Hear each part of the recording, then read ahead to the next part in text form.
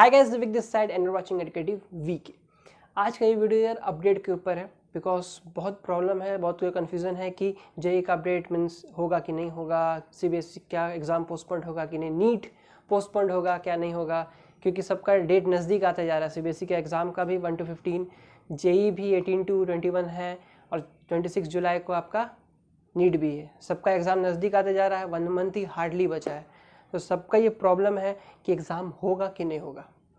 तो ये सवाल डिस्कस करेंगे, क्लियर करेंगे, क्योंकि बहुत सारा फैक्ट्स को डिस्कस करेंगे जो कि स्टेटमेंट है हमारा एजुकेशन का और सुप्रीम कोर्ट का जो स्टेटमेंट है उससे रिलेटेड भी बहुत कुछ होने वाला है। तो वीडियो को लास्ट तक देखना, ज़्यादा लंबा वीडियो नहीं है। और दूसरा नंबर बात ये है कि एक इम्पॉर्टेंट बात, चाहे एग्ज़ाम हो या तो पोस्टपोन्ड हो, जो भी प्रिपरेशन कर रहे हैं यार, या तो आप जेईई का कर रहे हो या तो आप इसका कर रहे हो, किसी का भी नीट का कर रहे हो या तो बोर्ड्स के लिए बस सिर्फ प्रिपेयर कर रहे हो, प्रिपरेशन अपना मत रोको, ठीक है। प्रिपरेशन अपना जारी ही रखो, क्योंकि मैं भी एक प्रिपेयर कर रहा हूँ, मेरा भी गेट का एग्ज़ाम है, ठीक है। मैं भी गेट के लिए प्रिपेयर करता हूँ। सो गेट का एग्ज़ाम है तो मैं छोड़ थोड़ी ना दूंगा, क्योंकि वो हो सकता है होने वाला है कि या तो एग्ज़ाम पोस्टपोन्ड हो सकता है कि फॉर्म ना भी निकले, बट हम लोग को अपना प्रिपरेशन रखना ही, क्योंकि हो सकता है इस साल थोड़ा प्रॉब्लम हो, अगला साल तो होगा ही होगा ना, ठीक।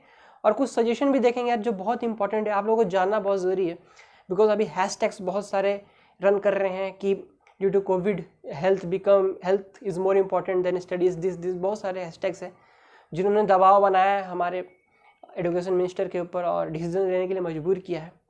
तो ये सब के ऊपर भी डिस्कस करेंगे।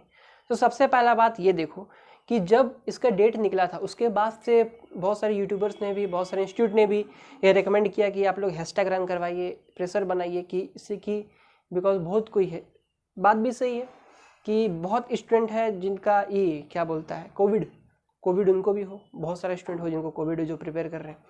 तो एग्ज़ाम अगर होता है वो ठीक नहीं होते हैं तो उनको देने तो मिलेगा नहीं, या तो हो भी चुका है तो हो सकता है प्रॉब्लम हो। तो ये सब प्रॉब्लम के चक्कर में तो सब तो एग्ज़ाम नहीं दे पाएंगे ना। तो बहुत सारे प्रॉब्लम्स है जिसका रिगार्डिंग हैशटैग्स रन करवाया गया और ये दबाव भी बनाया कि इसको पोस्टपोन कर देना चाहिए या तो इस साल कैंसिल कर देना चाहिए। तो इससे रिगार्डिंग ये बात है कि अभी तो 26 जुलाई तक मेन नीट हो गया है, ये सब जुलाई तक तो हो चुका है, चलो अब अगर और लेट करते हैं, जैसे कि जुलाई से और लेट करके अगस्त या तो सितंबर तक भी जाएंगे, तो अगर इतना दूर चला गया तो अकॉर्डिंग टू बहुत सारे इंस्टीट्यूट से और बहुत सारे सोर्सेज से ये बताया जाता है, आपको स्टेटमेंट दिख रहा होगा कि अगर इतना देर हुआ तो इस साल एग्ज़ाम लेने का जो तरीका है वो पूरा बदल जाएगा और एग्ज़ाम होगा भी नहीं। क्योंकि देखो एग्ज़ाम होने से नहीं होता, ये सब एग्ज़ाम्स के बाद आपका रिक्रूटमेंट भी होता है, काउंसलिंग है, प्रोसीजर है, बहुत कुछ है यार, इस सब में भी टाइम लगता है। मेनली अगस्त से सितंबर तक में सेशन शुरू हो जाता है एक नया का, चलो इस बार लेट भी होता है थोड़ा और, अक्टूबर तक लिख लेते हैं। बट अगर कोई बोलता है कि चलो सितंबर से शुरू होगा, आपका सितंबर में एग्ज़ाम हो सकता है, अब और लेट करते हैं, तो अब देखो अगर आप सितंबर से अगर लेट करोगे तो कितना लेट हो जाएगा, वो सेशन शुरू होने में नवंबर दिसंबर तक टना सकता है, कोई ठीक ठिकाना नहीं। तो ये साल तो ऐसे ही ख़त्म हो जाएगा, ठीक है।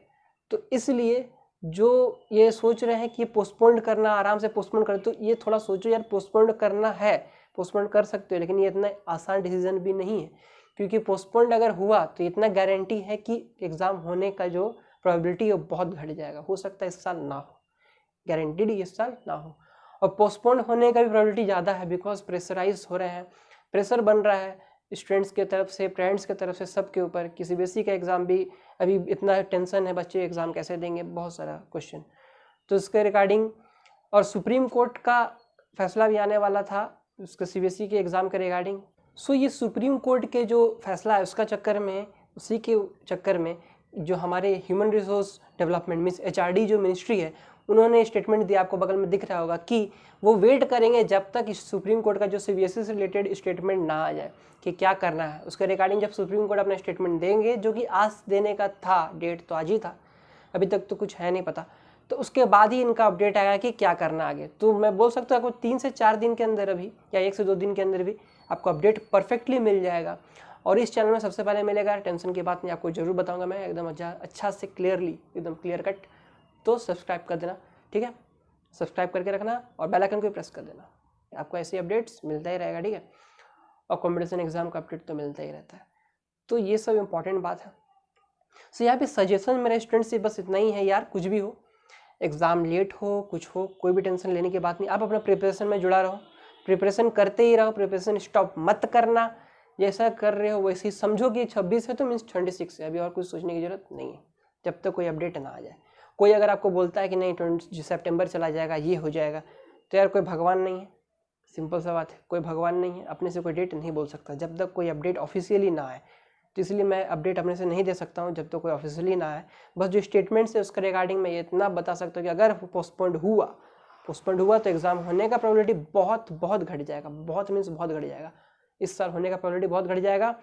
और एक और बात याद रखना, अगर इस साल एग्ज़ाम नहीं हुआ तो अगले साल का जो एग्ज़ाम होने वाला है वो बहुत विगरस, बहुत डेंजरस कंपटीशन के साथ होगा, क्योंकि इस साल का तो एक तो इतना बच्चे देते हैं एग्ज़ाम, वो एग्ज़ाम इस साल कैंसिल।